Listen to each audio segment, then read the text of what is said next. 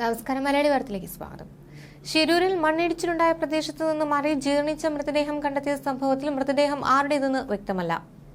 ഈ പ്രദേശത്ത് നിന്ന് ഒരു മത്സ്യത്തൊഴിലാളിയെ കാണാനില്ലെന്ന് നേരത്തെ വിവരമുണ്ടായിരുന്നു. അതുകൊണ്ട് തന്നെ മൃതദേഹം കാണാതായ അർജുന്റേതാണോ എന്ന് വ്യക്തമാക്കിയിട്ടില്ല.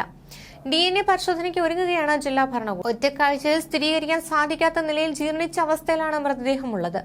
കാലിൽ വല കുടുങ്ങിയ നിലയിൽ പുരുഷ മൃതദേഹമാണെന്നും കയ്യിൽ വളയുണ്ടെന്നും ഈശ്വർ മൽപെ പറഞ്ഞു. മത്സ്യത്തൊഴിലാളികൾ മീൻ പിടിക്കാൻ പോയ ബോട്ടിലേക്ക് മൃതദേഹം മാറ്റിയിട്ടുണ്ട്.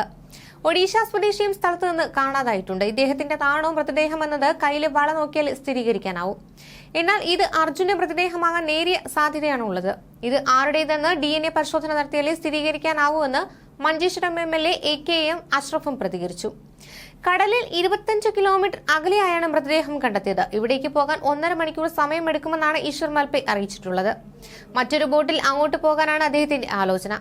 എന്നാൽ മത്സ്യത്തൊഴിലാളികൾ കരയിലേക്ക് വരുമോ എന്നതിൽ പോലീസുകാരുമായി ചർച്ച ചെയ്താവും തീരുമാനമുണ്ടാവുക. മൃതദേഹത്തിന് അത്രയധികം പഴക്കമില്ലെന്നാണ് പ്രാഥമിക വിവരം. അതിനിടെ DNA പരിശോധിക്കണമെന്നാവശ്യപ്പെട്ട് കുടുംബം രംഗത്തെത്തി. നേരത്തെ അർജുന്റെ സഹോദരന്റെ DNA ജില്ലാ ഭരണകൂടത്തിന്റെ കൈവശം വെച്ചിരുന്നു. ഇതും ചേർത്ത് പരിശോധിക്കണമെന്നതാണ് കുടുംബം പറയുന്നത്. കാണാതായ മത്സ്യത്തൊഴിലാളിയുടെ കുടുംബവും സ്ഥലത്തെത്തി പരിശോധന നടത്തേണ്ടി വരും. അതിനുശേഷം മാത്രമേ DNA പരിശോധന നടത്തുകയുള്ളൂ. ഈ പരിശോധന പെട്ടെന്ന് നടത്തുമെന്നാണ് പുറത്തുവരുന്ന റിപ്പോർട്ടുകൾ. എത്രയും പെട്ടെന്ന് പരിശോധന നടത്താനാണ് ശ്രമമെന്ന് AKM അഷ്റഫ് MLA അറിയിച്ചു. ദിവസങ്ങളോളം തെരച്ചിൽ നടത്തിയിട്ടും അർജുനെ കണ്ടെത്താനായിട്ടില്ല. ഇതിനിടെ തെരച്ചിൽ നടത്തിയ കർണാടക സർക്കാരിന് മുഖ്യമന്ത്രി പിണറായി വിജയൻ കത്തയക്കുകയും ചെയ്തിരുന്നു.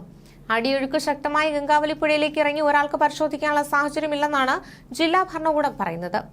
സ്വമേധയാ പുഴയിലിറങ്ങാൻ തയ്യാറാണെന്ന് മത്സ്യത്തൊഴിലാളിയെ ഈശ്വർ മൽപയും സംഘവും പറഞ്ഞിട്ടുണ്ടെങ്കിലും അതിന് നിലവിൽ ജില്ലാ ഭരണകൂടം അനുമതി നൽകിയിട്ടില്ല. നാവികസേനയുടെ സഹായത്തോടെ കഴിഞ്ഞ മാസം 26-ാം തീയതി 3 തവണ ഈശ്വർ മൽപെ പുഴയിലിറങ്ങി മുങ്ങാൻ ശ്രമിച്ചുവെങ്കിലും ഒരു തവണ വടം പൊട്ടി ഒഴുകിപ്പോയിരുന്നു. അപകടം നടന്ന അങ്കോല ഹൊന്നാവാറിന് സമീപം അഗനാഷിനി ബാഡയിൽ നിന്ന് കടലിൽ ഒഴുകുന്ന നിലയിലാണ് ഒരു പുരുഷന്റെ മൃതദേഹം കണ്ടെത്തിയത്. മത്സ്യത്തൊഴിലാളികളാണ് ആദ്യം മൃതദേഹം കണ്ടത്. ശിരൂരിൽ നിന്നും 60 കിലോമീറ്റർ ചുറ്റളവിലാണ് മൃതദേഹം കണ്ടെത്തിയത്. ശിരൂർ അപകടത്തിൽപ്പെട്ട അർജുൻ അടക്കമുള്ള 3 പേരുടെ മൃതദേഹം കണ്ടെത്തിയിട്ടില്ല. നേരത്തെ ഒരു മത്സ്യത്തൊഴിലാളി കാണാതായിരുന്നു. ഇയാളുടെ മൃതദേഹമായിരിക്കാം കണ്ടെത്തിയതെന്നും മണ്ണിടിച്ചിലിൽ കാണാതായ കോഴിക്കോട് സ്വദേശി അർജുന്റേതാവാൻ സാധ്യതയില്ലെന്നുമാണ് പ്രാദേശിക മുങ്ങൽ വിദഗ്ധനായ ഈശ്വർ മൽപെ പ്രതികരിച്ചത്. രാവിലെ 11 മണിക്കാണ് കടലിൽ ഒരു മൃതദേഹം കണ്ടെത്തിയെന്ന് വിവരം ലഭിച്ചതെന്നും സ്ഥലത്തേക്ക് തിരിച്ചതായും അദ്ദേഹം പറഞ്ഞു. അർജുന്റെ സഹോദരൻ അഭിജിത്തും ലോറി ഉടമ മനാഫും സംഭവസ്ഥലത്തേക്ക് പോയിട്ടുണ്ട്.